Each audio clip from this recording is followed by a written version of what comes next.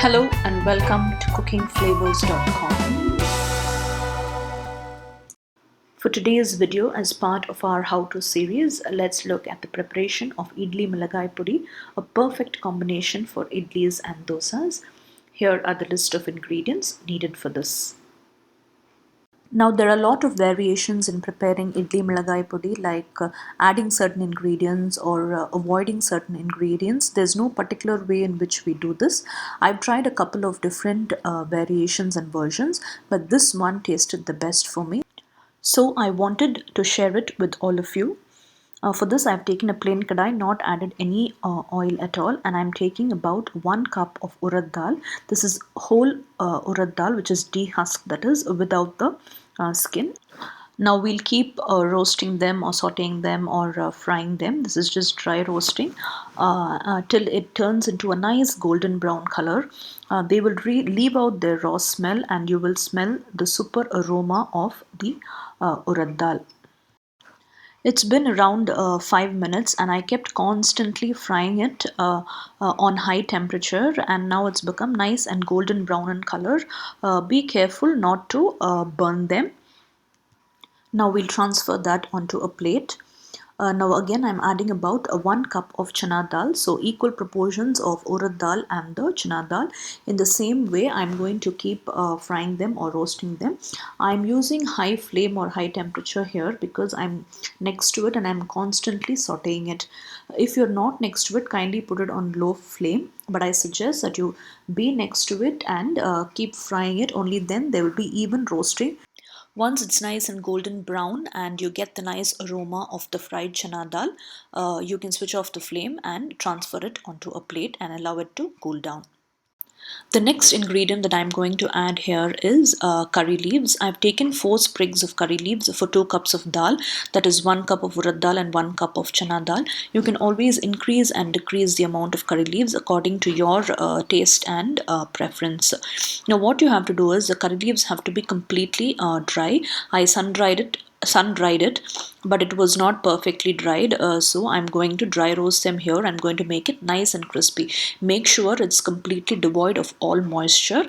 If it has moisture in it, it's going to spoil the milagai podi. So I'm going to slightly roast it till it becomes nice and crispy. Now we'll transfer that. Next, I'm adding in some cloves of garlic. Now I've taken the garlic and I just slightly smashed it. I will be using it with the skin. Now for 2 cups of dal, I'm using 6 cloves of garlic, like 3 big cloves and 3 small cloves. This also you can adjust accordingly, but don't add too much of garlic because it's going to overpower the other ingredients. So we'll nicely roast them. I've purposely smashed it because only then the wetness from the garlic inside will be gone away. That's why we need to smash it a little and then fry it. But if you don't want the skin, you can take out the skin.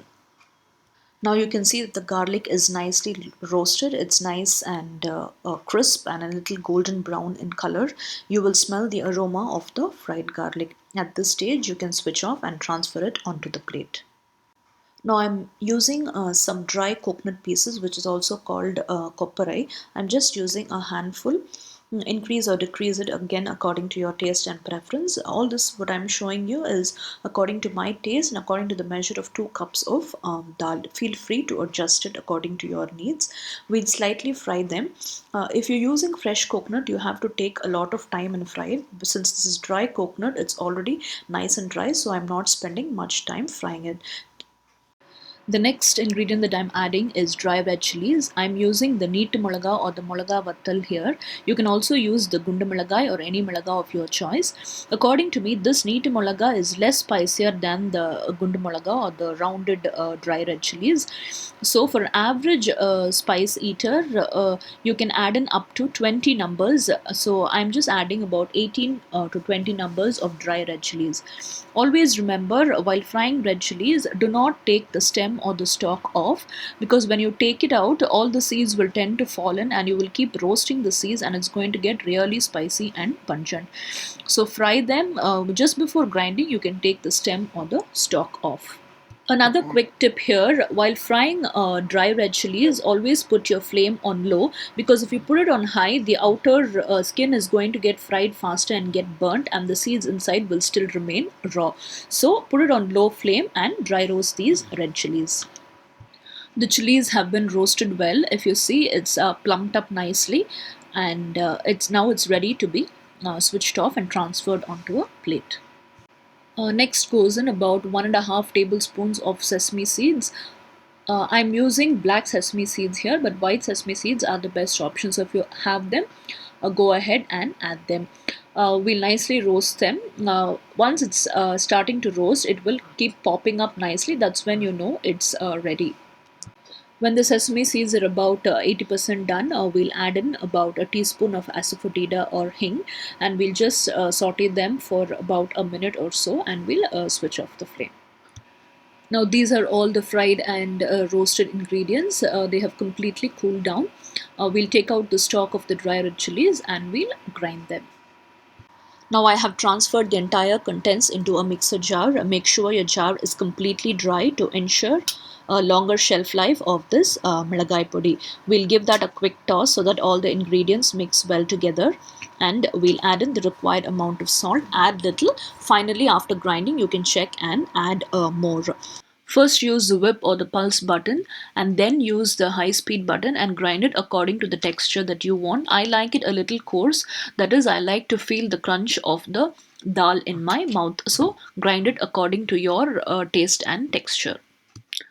Now my idli milagai podi is ready. I have ground it into a coarse texture, not a very fine powder, because as I told you, I like it a little crunchy. See, this is how the texture is. If you want, you can even finely powder it.